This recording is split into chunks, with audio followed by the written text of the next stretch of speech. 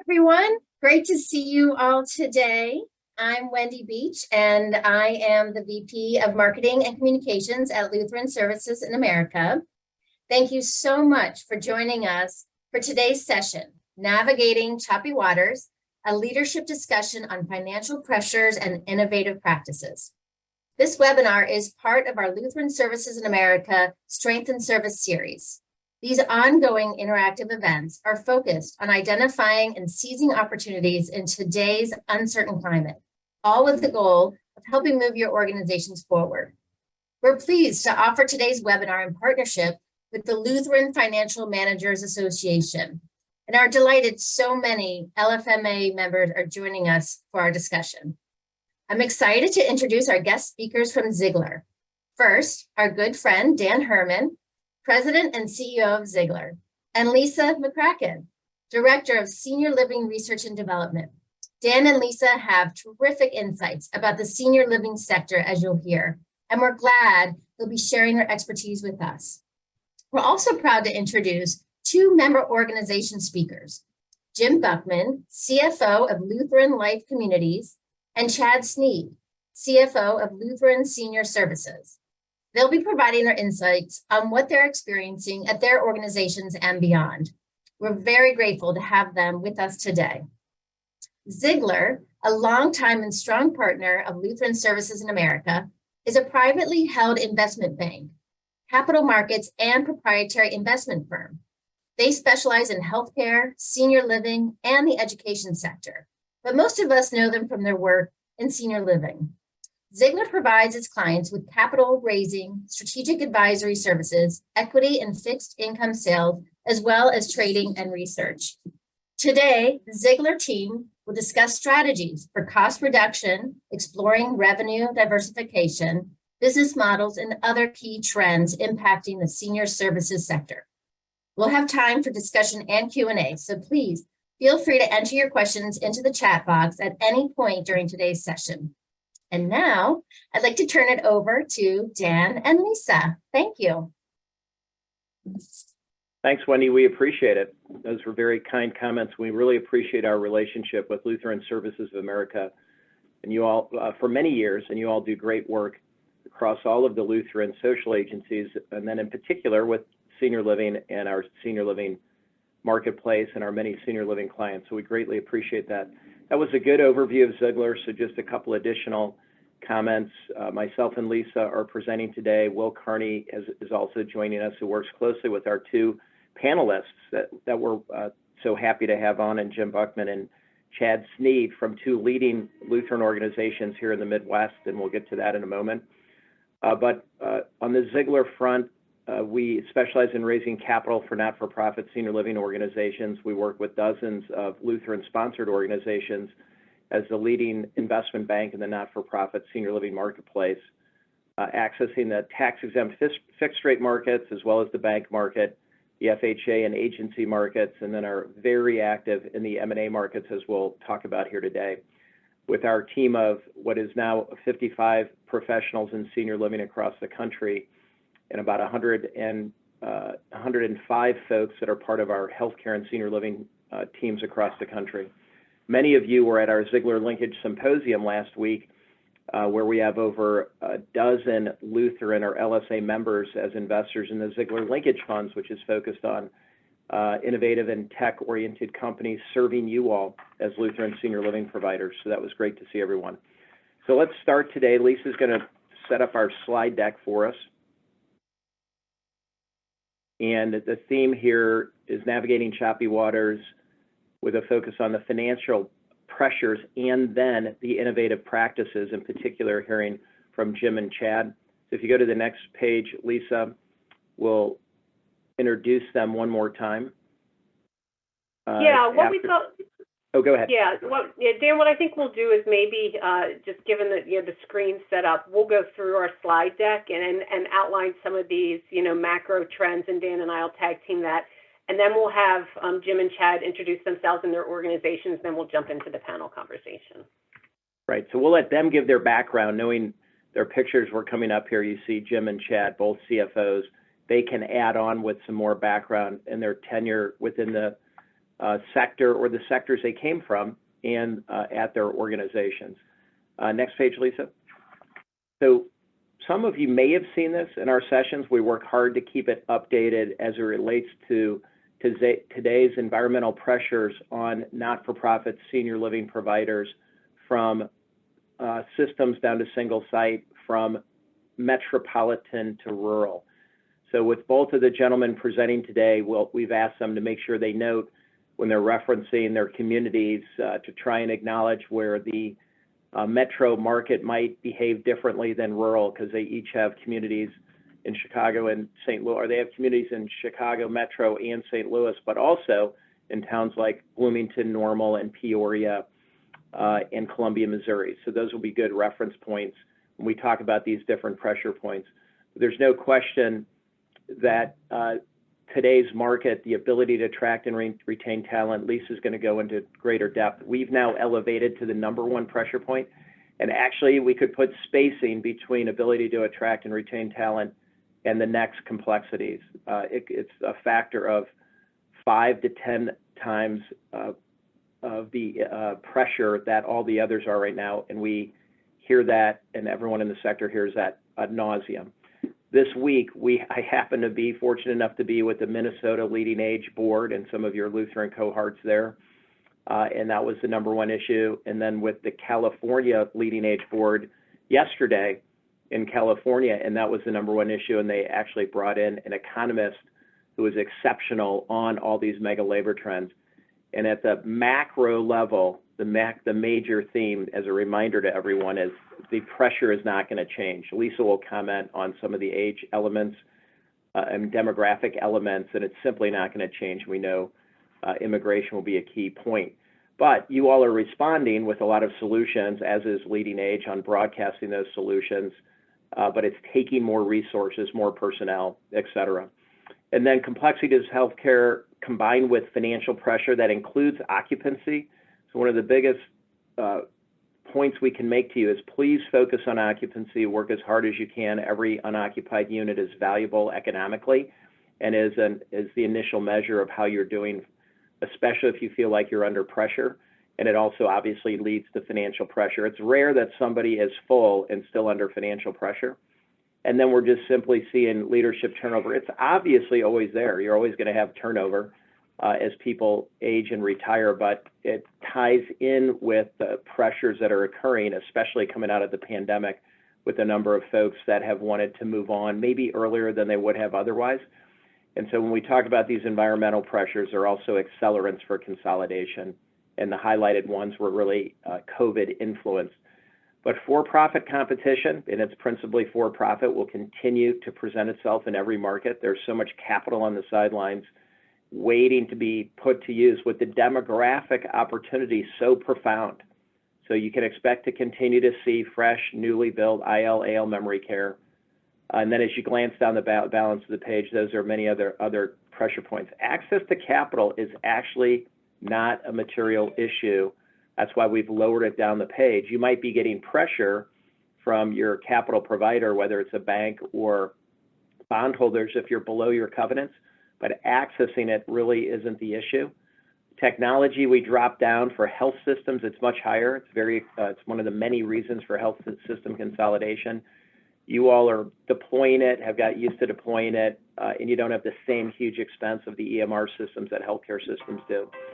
So with that said, Lisa, I'm going to let you turn the page and move into your comments. Go ahead, Lisa. Yeah.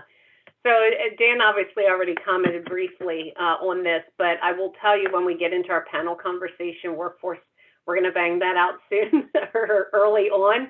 During our planning call, we kept getting back to that. And obviously, even when you look at a number of these, the healthcare, financial pressures, occupancy, which is what Dan mentioned as well, are very much related to workforce. So as it relates to sort of the choppy waters and navigating some of that, we're going to brainstorm. We're going to hear from both Jim and Chad of what are their organizations doing? Have they seen any sort of small wins and victories? And we know this is a multi-pronged approach.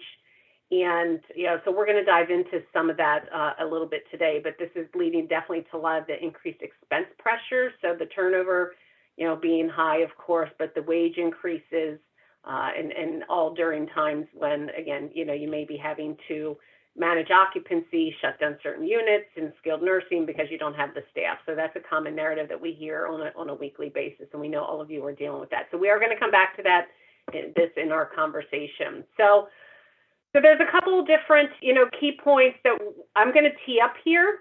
Again, we're going to get into a little bit more detail, but when you talk about, all right, so, navigating these choppy waters and some of the pressures that we have today, what are we observing people doing with this, and what are some of the questions that are out there? So, and the answers to this are going to depend on markets, are going to depend on your organization, and again, what may work in particularly the two panelists we have here today that have more than one community. What works in one particular community and area may not work as well in others. So one of the big things on the senior living side of things, and we know we've got a few folks that are not senior living specific, but okay, where can are there greater opportunities to pass along these expenses to those that we serve? So I'm going to show some stats on the monthly fee side of things. That's a big one we're getting asked about all the time, and I'll update you where we are on gathering some research with that. Entry fees. So have we caught up, and really kept pace with the increased housing, what our incoming residents are getting from the sale of their homes with the entry fee increases? So we'll tell you, obviously, today we've got a not-for-profit audience, but the for-profit private sector operators out there have been a little more aggressive on this front. NIC, the National Investment Center for Seniors Housing and Care, tracks that. And we know that a lot of those increases have been a little steeper in the private sector than on the not-for-profit sector. So we'll talk a little bit about that. Obviously, there's always cost-cutting measures. That's easier said than done at a certain point. For those of you on the CFO and finance side of things, say, how far do you cut?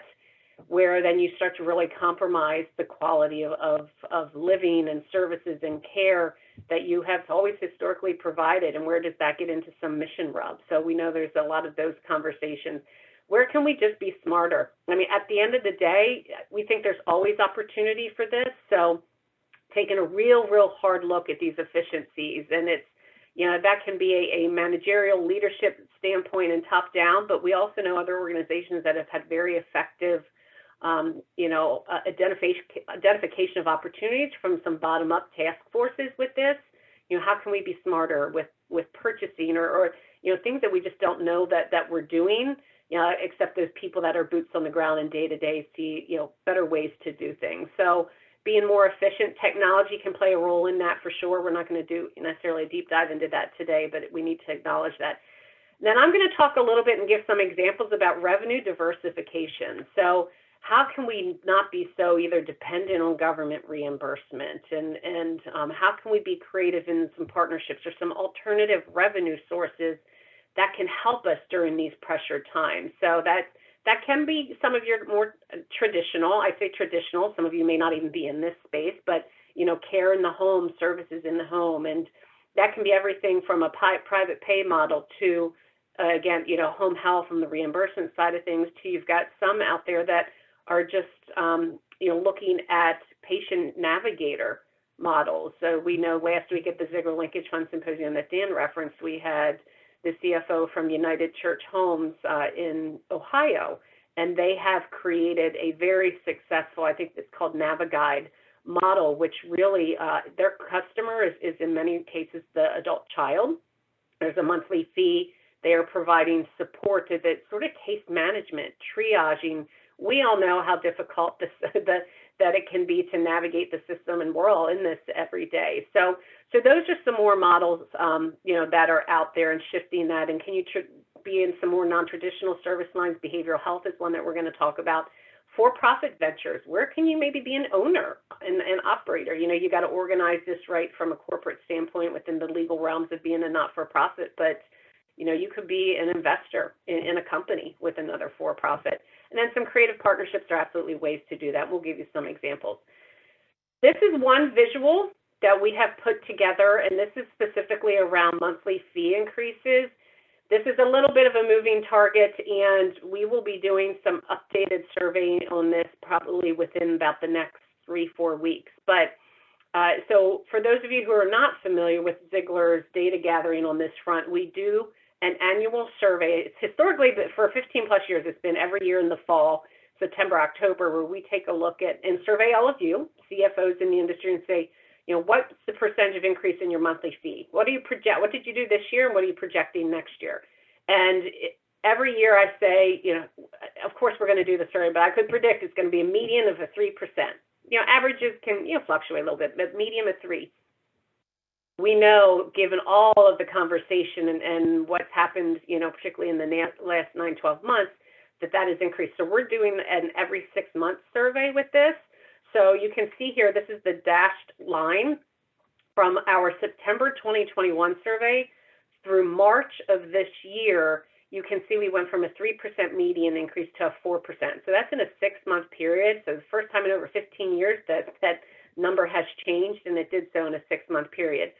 That's the survey we're going to do again here coming up, and we're hoping for those of you who are attending our conference in September for our Finance and Strategy Conference, that we'll have some updated information. But here's one of the key bottom line takeaways from this. You can see where we've been as a sector with increases, and then you can see the CPI increase and the Social Security cost of living adjustment, which actually projected for 2023 is over 10%. So you could see really during today's pressured environment, there's potentially more opportunity. And you know, we have absolutely seen this in the form of, you know, record level increases. We do see some of you that are doing assessments rather than a substantial increase. What exactly that looks like can vary. We've had some folks do mid-year increases, so more than once a year. So again, you know, delivering some of this news, we've generally have observed that residents understand it. They don't always like it. We don't know of any CFOs or CEOs that have been harmed in delivering that message as of yet, but you know, we know that we're seeing some of those record increases. So we're going to talk about that and ask Chad and Jim how they're addressing that. Dan mentioned occupancy being the economic engine on the senior living side of things. This is just data in the event you don't have it around occupancy. So the 2 graphs up top are Q2 of this year, the blue lines being not-for-profit, orange being for-profit. The left is really all different community types combined. The right-hand graph on the top is just the life plan communities or CCRCs. You can see where it's been a little choppy, the increase. I mean, definitely we're rebounding from the lows of the pandemic, but taking, you know, a little bit of time getting up there. The greatest drop we definitely saw was in that skilled nursing segment. You can see this broken down here on the bottom, the table there. So a lot of this is for reference, and we'll get to a little bit of this as well. The chat box here essentially says, what is the right unit mix? So when we get to service line commitment, how are you taking a look at, you know, revenue and reimbursement streams and staffing pressures, and where is this conversation on the table? So we'll definitely talk to Chad and Jim about that, and would love to hear from you as to how you're approaching that also. Yeah, Lisa, if you can go back, I'll add quickly, because this is a national average, and we beat this up in the last 2 days. We realize the fresher, more modern units on the IL side are full. We'll let Chad Sneed make sure you comment on that and compare your modern units to dated units. And where people haven't recovered as quickly as not-for-profits is if they had a dated unit stock, smaller units, higher average entry age. They dropped further and are having more trouble coming back. So that's an average around the country, but the folks that have modern, fresh units are over 90% generally everywhere around the country. And then many folks are still in the 70s if they have dated units. That's just on the IL side. Back to you, Lisa. That's correct. Yeah, you know, we have a number of, you know, we've been very active in recent years with financing activity, given really record lows on the, you know, the borrowing side of things. And so we track all of those projects, and a number of those providers that had really just brought on some fresh units or were bringing on a campus repositioning around the time of the pandemic are really, in many respects, essentially full. So we as we work through disclosure calls and check-ins with our clients, there are indeed those modern, you know, communities and levels of living that are very healthy on that occupancy side of things. So glad they reinvested at the time that they did. This is just to acknowledge a couple of these more non-traditional service offerings where we do see organizations either doing it alone or in partnership with someone else to say, how can we bring in some more alternative revenue sources? And this is one of the things I will also tell you that at our CFO workshop at the end of April, we had a whole session on this. It's probably one of the most popular attended sessions. At our Finance and Strategy Conference next month, we have a panel of CEOs talking about how they've done that. And these are different examples. The thing I will acknowledge is these are not just, overnight switches. So often a lot of these can take, there's some real resource commitment. You've got to have expertise. For example, pharmacy. We do see a handful of some of your not-for-profit peers owning pharmacy, growing those platforms, serving, yes, their own communities and residents, but branching out and developing some scale, which is really where you get some clear ROI in serving others as their pharmacy provider. Behavioral health, I always say, if you look at the statistics and demographics with the aging population and a lot of focus clearly being on the baby boomer population, there's an absolute need there. And it's a whole different vertical. It's not something that you can just do an easy translation from senior care and services over to behavioral health, but there's an absolute need there. One of the things that we've been watching and paying attention to is behavioral health providers that are acquiring nursing homes. So there's definitely that happening throughout the country. And again, that can take a number of different forms, but it's just one example of some diversification. Senior Options is a provider. It's a company that was spun out of Westminster, Canterbury, and Chesapeake Bay in Virginia Beach, Virginia.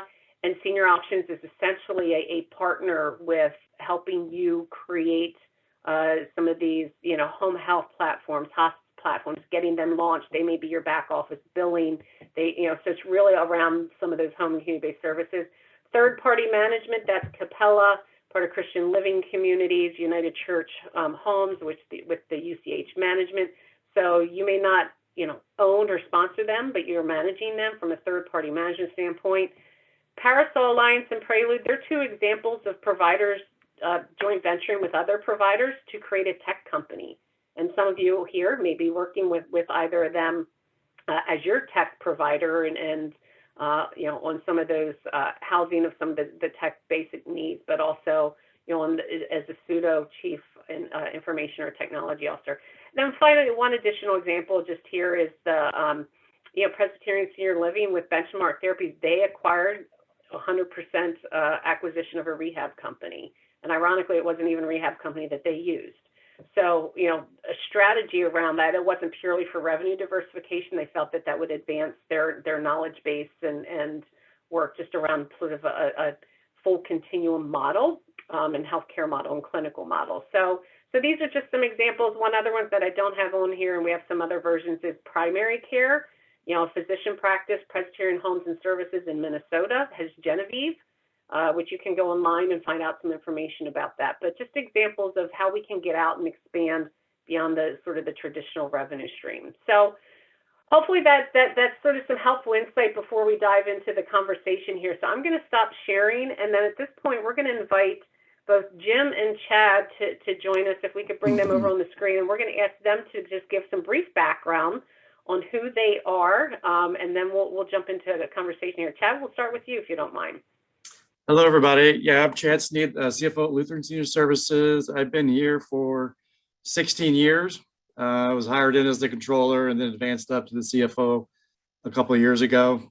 Lutheran Senior Services has 9 life plan communities in Missouri and Illinois.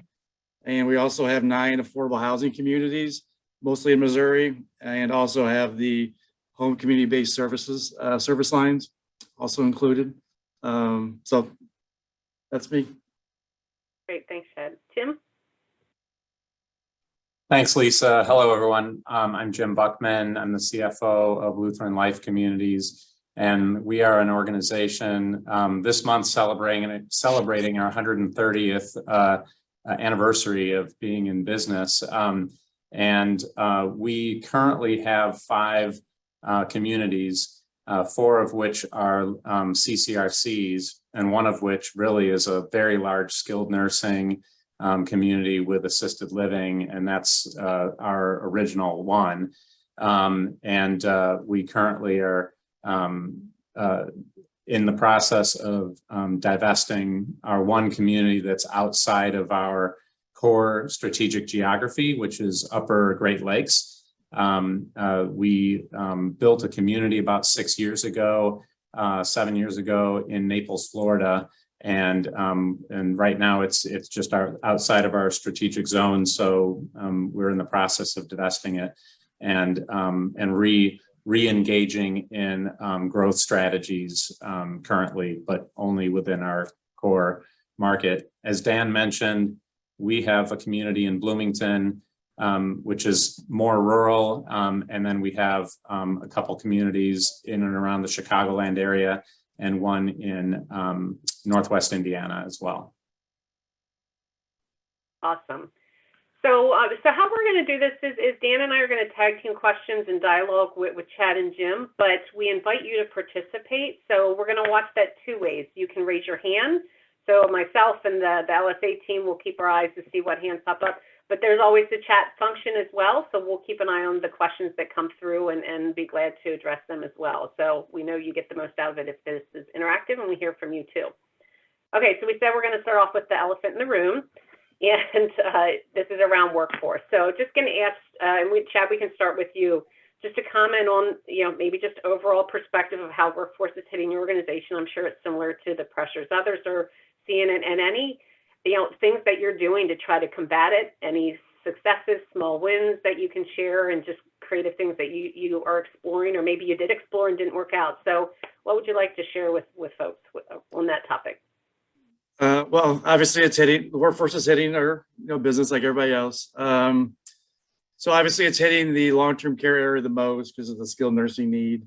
So what we're trying to do there is just basically, if we can, consolidate residents into two units to maximize the staffing that we have and leverage the staffing ratios to reduce the number of staff we need versus being spread out.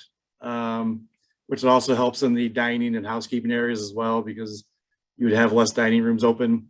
As far as the scheduling, we've been looking at work schedules. Right now we have a lot of, the evening positions open. So we are working through thinking through a new employee class or employee type that is working the evening shifts. Like we have weekend option positions, but what does an evening option look like as far as being flexible? And not working every evening, but maybe working a couple evenings, because everybody kind of wants to be home with their family on the evening. So it's the shift that's hardest to fill. And we've been finding more flexibility in the work schedules helps, because everyone wants to have a flexible work schedule these days, and remote versus working in. So we're looking into that. We did do the shift bonuses to get people to fill shifts. So we did a lot of that, but now we're trying to kind of reduce that a little bit and convert that maybe into more retention bonuses versus just filling a shift. Let's reward the people that are staying with us versus just filling a shift. So we're kind of going down that path as well right now. Technology, we've been looking at technology. How do you use technology for staff, etc. So we just deployed our first robotic in the dining area to help serve meals and clear tables and stuff like that. It wasn't necessarily to reduce FTEs, but maybe help the quality, providing more excellent service type of thing, but not necessarily reducing FTEs. So those are the kind of things we've been working on. Jim. Sure. I'll echo some of what Chad mentioned as far as technology. Our staffing has been decentralized at the communities, especially on nursing, and we haven't had great visibility into it from an overall governance and management standpoint. So the perception is that there's dollars of waste in how we schedule, and if we're not really proactive and in scheduling weeks out, then we end up having to bring agency in and pay premium rates, especially if it's short notice. So one of the things that we're doing is putting in new scheduling software across the enterprise that has a lot of visibility and analytics to management. And that's just one of the technologies we're putting in. We have a lot of other antiquated technologies that we're replacing: ledger, financial reporting, our clinical system. We're kind of replacing everything all within a 12-month period. So it's a crazy time. It's not, for the faint of heart. But one of the things that we're really focusing on is making sure that we're championing changes and really looking at them positively. We are our leadership team is engaged in half day to full day working sessions with various departments to really drill in on what their processes are, looking for opportunities to improve processes, reduce costs, improve things, kind of a lean event type of scenario without all of the education and training. And so we're looking at clearly the staffing. To get back to that, we're trying a lot of different approaches. Like Chad's company, we had a lot of shift bonuses that we were paying. We've tried to phase those out. I like the retention idea, but we're having it's a struggle, and the impact is that when we can't staff the nursing floors, we can't take short-term rehab admissions, and that really hurts the whole profitability of the skilled nursing. So one of the things that we've tried that we thought was pretty innovative was issuing cell phones to new hires who come on board, like a CNA. We hire them, we give them an iPhone SE. It only costs us $400. It's better than paying a sign-on bonus. It's a lot less expensive. And we pay for unlimited talk, text, and data every month. So they get a brand new iPhone, which has kind of a brand appeal. And it's a stickiness factor. And even though it's a very inexpensive cost to us, it's probably an outsized impact emotionally and from a stickiness factor with the team member. So we're trying a lot of different things, and the key is trying and stopping, and if it's not working, and just trying to pivot as much as we can, and all the while trying to make sure we're not causing a commitment like a permanent wage increase that has a very lasting impact on the organization. Yeah.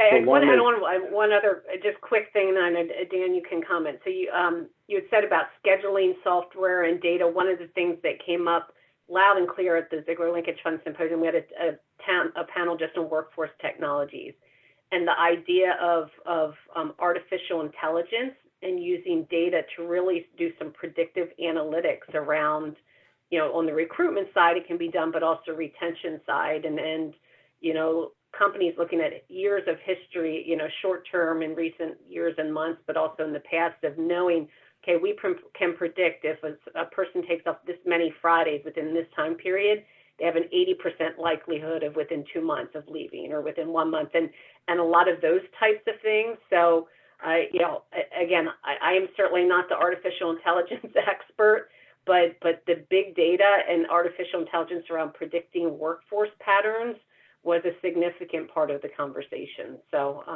that comes to mind. Are either of you doing anything of that with your IT folks, data mining, using some of that information to be smarter on the recruitment or retention side of things? Not on that specific data, no. Yeah. We use Kronos for scheduling. And they have this offshoot called Analytics, Kronos Analytics. So we're implementing that this year, that gathers that information that you're talking about. And then you can pick those, if people are, taking off those Fridays, you can probably get that data out of there. Yeah. We just haven't got that far yet, but the intent is to use that to better scheduling and then reduce overtime and agency, et cetera. So that is the side benefit of that, yes. Let's stay on. Go ahead, Dan. go ahead, And then Lisa. Jim Buckman, we have some follow-up phone questions, but go ahead, Dan Herman. Well, and it ties into tech. So we're talking about tech, but tech related to labor. So people are asking Jim to expand on the phone questions on, do you continue to pay services while they're there? Do you give it to all the employees or just the new folks, i.e. the prodigal son factor, or the new son, I should say? But think about that. The phone is a tech tool that makes their life easier, but then they can use personally. What Chad just described are the new enterprise tech systems for labor. Kronos is one offering for nurse scheduling and time and attendance, and they want to keep adding modules. OnShift is another, which is one of the Ziegler Linkage portfolio companies. They compete with Kronos, but they're both raising the bar, adding all these elements. So we'd recommend move to one of those platforms if you haven't. Most of you have. Jim, I think you guys use OnShift as an example. So keep going on labor tech. You mentioned the robots we'll come back to, but go ahead on the iPhone answers and any other tech solutions Sure. you have, Jim. Yeah, on the iPhone, it's only for new team members that we hire. We haven't done it for current team members. That's a good thought. And we pay the monthly, we fund the service as long as they stay with us. If they leave tomorrow, they take the phone with them, but they have no service, and we cut it off. So that answers that. The software solution we're going to for scheduling is called SmartLinks, and it's already used by, I think, 3,000 or 4,000 nursing homes.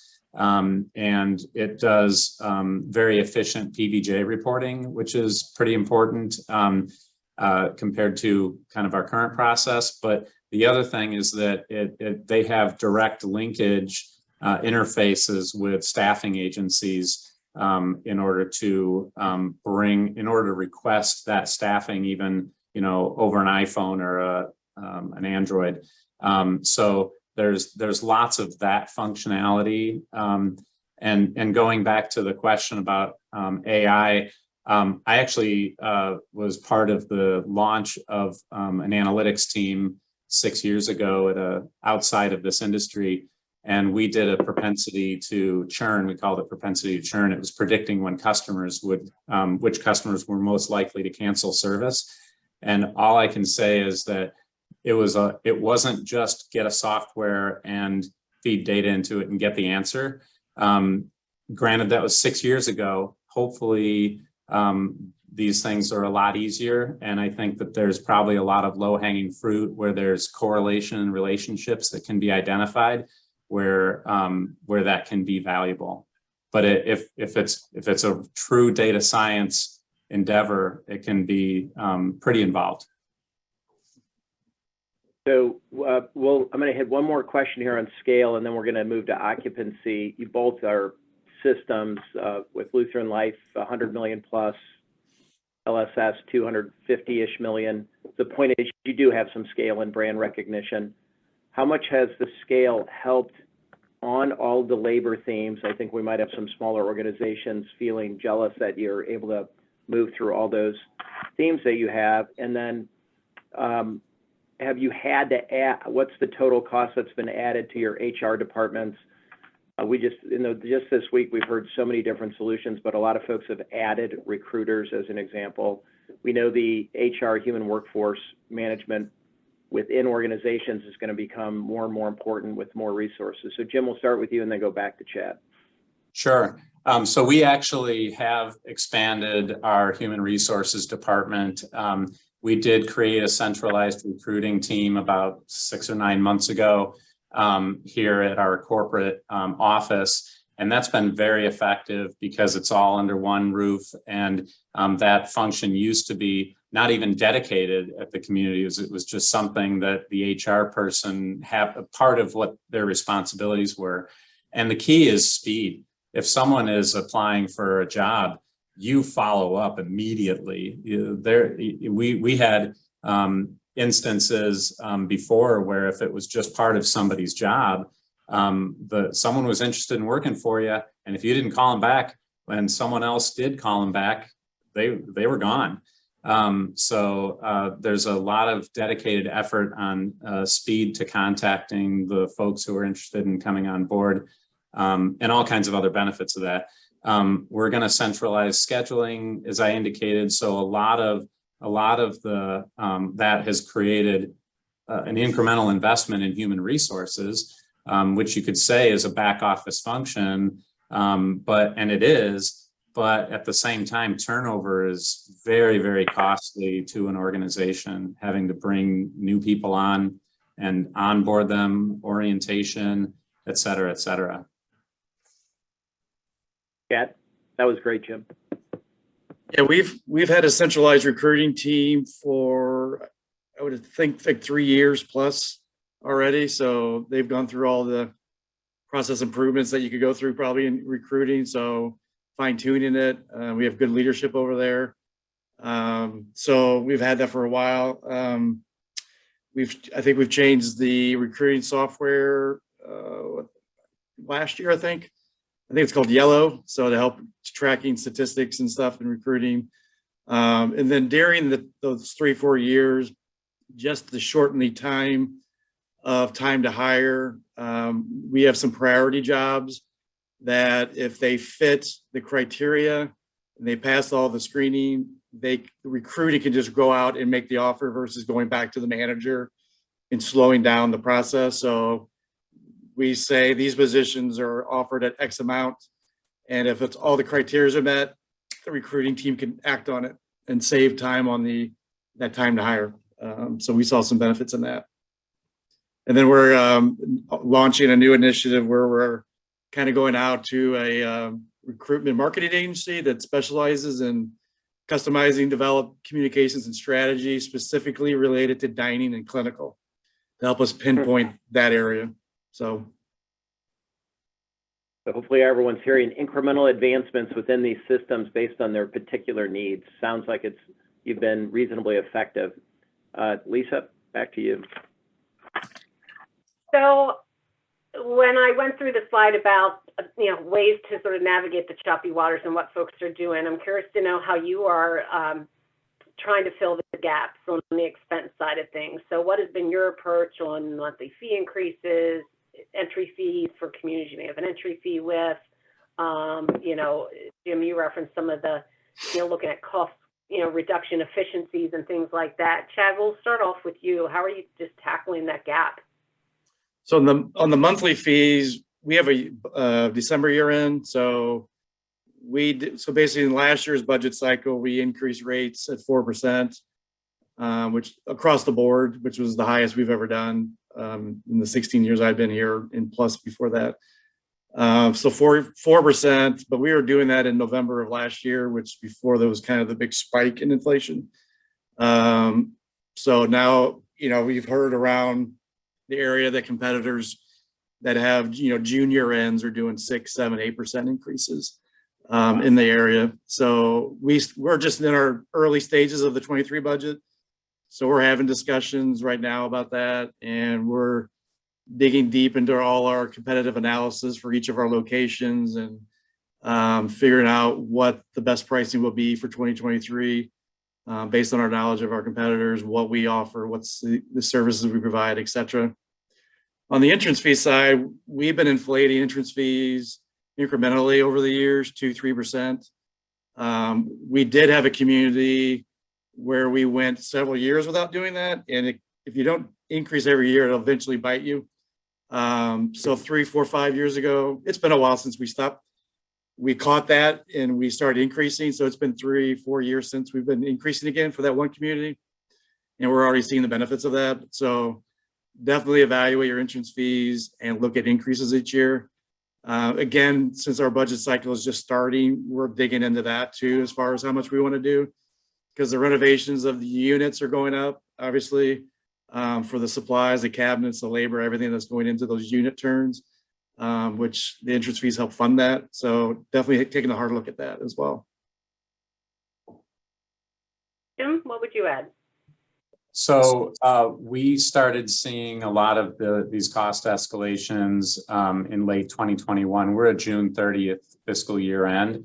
But what we did in late 2021 was implement a mid-year rate increase for new residents incoming. of about 5% just across the board.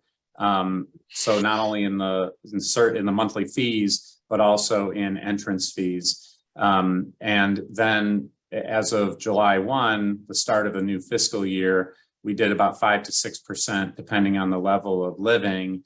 And it still might not be enough. I mean, we're having discussions about, do we need to do another mid-year rate increase, which it sounds like is not uncommon of a discussion in the industry. So part of this is revenue and increasing fees, but like you said, Lisa, we are very focused on our costs as well, and making sure that we get better visibility and better discipline at the department level in our communities, where we have a lack of financial acumen today. And these department managers control a lot of money. They spend, they approve a lot of invoices and spend. And if they do it without good awareness and acumen, it adds up. So that's the latest thing that we're gonna start implementing is spend down sheets and weekly meetings between the department managers and the executive directors to have really good visibility into that. And so the executive directors can challenge them on every dollar they're spending. Okay. We do have a hand raised, Raymond Rollins. If you want to go off mute, we'd be glad to take your comment you may have on the topic that we covered or question.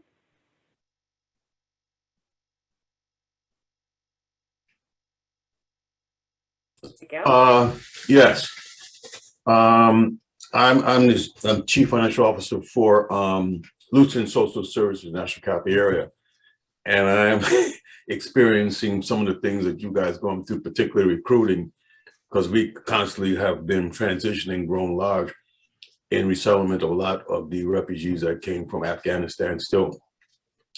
My in the strategic planning meeting, we're looking at also alternative sources in terms of revenue, particularly fee-based, and then we're even setting up strategies even for looking for our development department in contribution.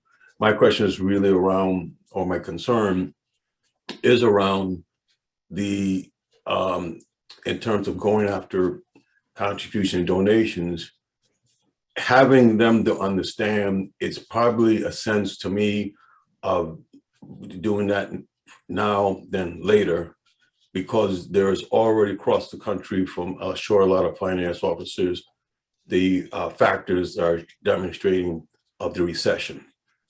And once now we've seen a demand that's dropped from customer, the cost of business is just can't continue to grow the way it is. Customer demand, as usually, is going to actually drop. Revenue is going to drop. That means it's going to go in the other direction, where organizations will be basically could be faced with less profits, as is the case after particularly having 2 quarters of really having decline. This is, to me, is coming. And with that, it makes it more difficult to actually, try to approach and even to ask. The other thing is a great percentage of our funding comes from federal and state contracts. I do believe that all this is taking place when you're looking at the next administration. The topic of the recession is going to be very high, and America is going to want to know what the candidate's going to do. So I don't know what things you can suggest, but I think we need to take a look to see what's coming on the broad that's going to take place, as usually as has happened in the past. Right. Yeah, I'm glad you brought up the point of philanthropy and fundraising, because we really didn't talk about that at all. And ironically, I was with a national work group last week just focusing on some fundraising. It was all philanthropy experts, some of your philanthropy folks from some of your organizations. And they had noted that sometimes there's a disconnect between the fundraising folks and the CFOs, because sometimes you need to make an investment to sort of go after the money and so forth. And I'm wondering, Chad or Jim, if you just have any perspective on that. Have your organizations tried to ramp up efforts on that front, or how does that play into that? We know that that's not, the end all be all answer, but it can be one spoke of the wheel. Yeah, we have an advancement department that's pretty in depth. We have charitable gift annuities. We have directors in the communities, trying to seek fundraising. But what we found, or what fundraising has found, is you need a specific story to tell to be able to get the donations. It's kind of hard to sell benevolent care or charity care to long-term care. So we're trying to work as a team to figure out what those stories are or what the need is specifically, so that advancement can put the language together to sell it. That's the big thing that we're focusing on. Right. That's a similar message to what I hear from our foundation, is that people don't necessarily want to give to benevolent care as a fund as much as they want and get excited about a capital project. So Yes. we try to focus our fundraising. We have a big fundraiser that's for benevolent care that we always have had annually, but we have fundraising dinners that are at the communities that are very targeted towards a specific goal on a capital improvement that's going to add value and benefit the folks today living in the community. We did a capital campaign 2 years ago for a wellness center at our Peoria site, fully funded from donations. So that was a huge plus for that community to get that done. Yeah, so let me make a note there. I just would emphasize, and at Ziegler, we're going to continue to add this in the pillars around growth and financial sustainability as not-for-profits to take advantage of fundraising. We know as organizations grow and scale, they've added the type of departments these two gentlemen have noted. One of your peers, Asbury in Maryland, has created a president of philanthropy to be on par with presidents of the other divisions, and are not being shy about saying, if we've chosen to be not-for-profit, let's really use fundraising as a way to get ahead and stay ahead while you build up these wonderful branded offerings, whether Lutheran, Methodist, United Church of Christ, Catholic, whatever it may be. So just think about that. Now there's a question about the recession, but I'm going to tie in occupancy. So in theory, if there is a recession, and I'll go on record saying I don't believe we'll have a true recession because the labor markets are so tight at 3.6%. The lagging indicator is labor in the healthcare market, which we know is as tight as a drum, as we've already talked about. But the question on a recession for this business is, would it affect demand for your different unit types of IL, AL, memory care, or your HCBS services? And I was going to ask about occupancy at the end of the year. So if you can each hit demand and tie in newer units and old units, you've come out of the pandemic which hurt demand, or it was restricted. Now you're coming back. How are you projecting the end of the year? How are you projecting next year? But we just talked about rate increases and costs. So I think there's a sense that demand's going to be there. Chad, why don't you go first, and then we'll go to Jim. Try and hit as best as you can here. All right, I'll do my best. So current occupancy across the system, we're around 87%. And we've been there for 3-4 months. IL is running 93%, a little over 93% for independent living. To your question about new versus old, our newer IL units, they're above 95%. The ones that are kind of older are around 91%, but from a system, we're 93 plus. Assisted living's been hovering around 89%, and skilled nursing around 79%. The skilled nursing, a lot of that's due to staffing the units. We're basically at the maximum level, if you will, because of staffing. So that's where we are in occupancy. And so the demand is IL, AL, memory care, nursing some third-party reimbursement. We all know during the pandemic, AL and memory care got hit hard. We'll see if people choose, if there is a recession. The sense is if there is a recession, it'll be mild. But you guys heard that distinction on new, fresh units versus older. So make sure you put your units in a position to be occupied. Sorry. Oh, go ahead. Yeah. The other thing, Dan, we're speaking of old units, we're combining units, the smaller units with the larger unit. So we are doing that. We've been doing that for several years, but that making unmarketable units more marketable. So good phrase.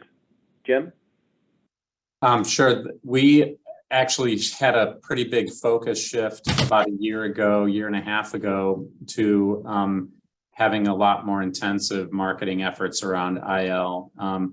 Combine that with the fact that we went to some of the old apartments and cottages and just said they're so outdated. We were lucky enough to have some funds that we still had on hand from a bond restructuring a few years ago. And so we redirected some of those away from, bigger projects into, unit turnover for IL. That helped a lot. And I would say we're seeing a similar trend with the newer apartments and cottage homes being a lot more occupied than the older ones. So we know we're going to move to a wrap up soon, but we haven't hit enough on growth. So we're going to ask you each on strategies around growth, physical settings, HCBS, revenue lines, et cetera, partnerships. Can you each roll through that? As we come out of the pandemic, we know you're each putting new strategic plans in place as we speak. And then we'll wrap up after that, everyone. Jim, you want to go first? Sure. So we, in addition to having CCRCs, we also have daycare and adult day services, and we have some move management for seniors, and we also have adult day services, for primarily focused around memory loss. And so there is, actually I mentioned that already, we have kind of more companion care. So it's not really home health care, but it's more companion. And so we're pivoting to put some of the sales efforts where we've had to shut down admissions and pivot over to those lines of business to at least keep the sales team engaged. And on the bigger growth opportunity outside of what we currently have, we're looking at opportunities to manage communities. We're looking at opportunities to affiliate with existing communities. We're looking at a lot of different options, knowing that you got to start looking now if something's going to happen so that we can leverage our scale in the coming years. Great. Chad?